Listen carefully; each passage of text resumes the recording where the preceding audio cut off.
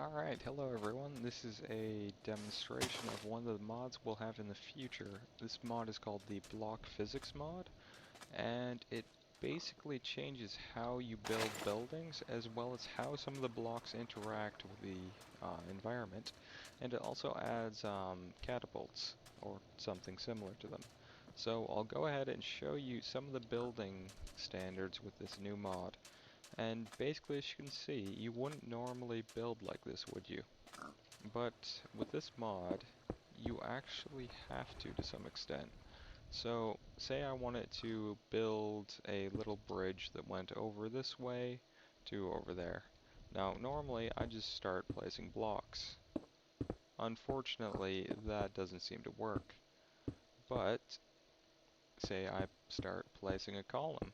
There we go. We now have two floating blocks. And say we want less columns, we could actually do this. And we thus have three floating blocks. However, if we want to go any further than that and have, say, four floating blocks, we really can't do that without some proper architecture here. Now, as you can see, it arches upwards and the arch supports it because it's balanced on the blocks below.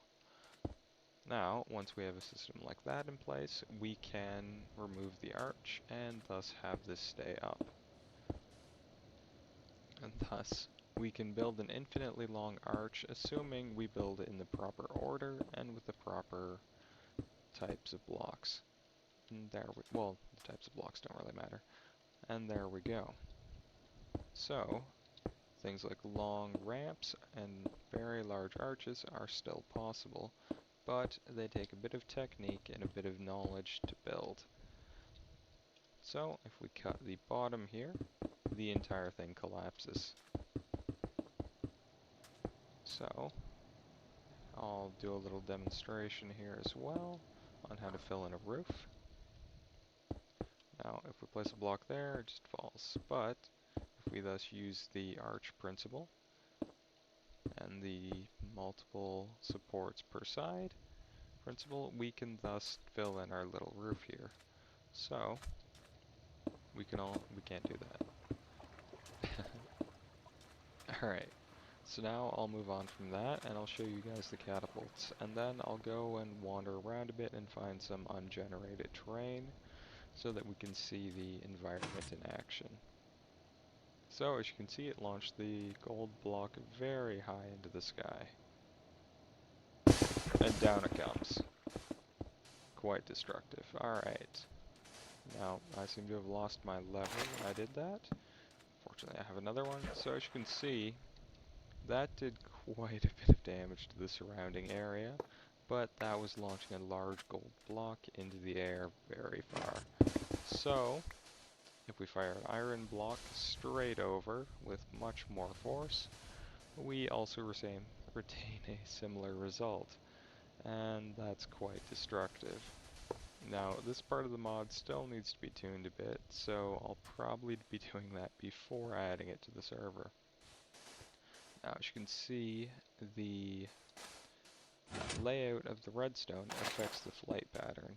As you can see, it went, I don't know why it goes straight up, but yeah.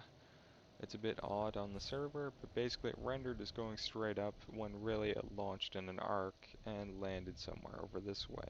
I'll go take a look where it is. Oh, yeah, it hit over here. It would, no, this is just the natural environment. So as you can see, the sand on top of the hill realizes it's not properly supported and acts to fall down to a proper location, which results in mini avalanches as you walk along.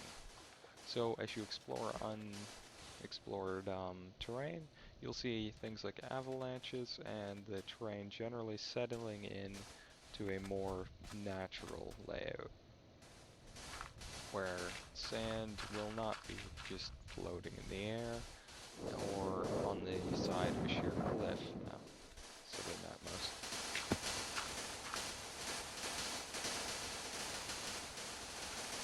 Impressive, and if I were not in creative mode and I were to be hit by one of these sand, I would likely die. So, quite deadly as a bonus.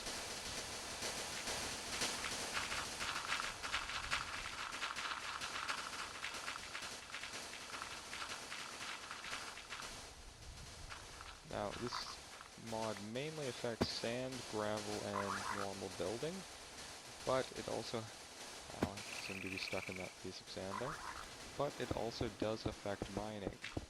So, say you're just digging away, the roof will collapse. So you're going to need to install supporting columns as you go, whether that be made of wood or just some of the cobble you dig up. So yeah, quite dangerous. So what I'll do, since I dig out the cobble here, I'll install a supporting column.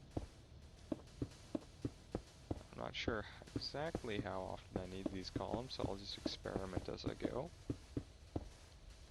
And as you can see, unlike before, we're not really having any collapses of the roof as we go along.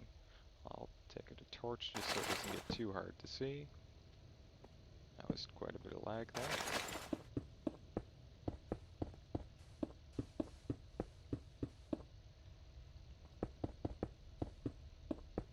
Yeah, as you can see, the maximum distance between columns appears to be 2 blocks.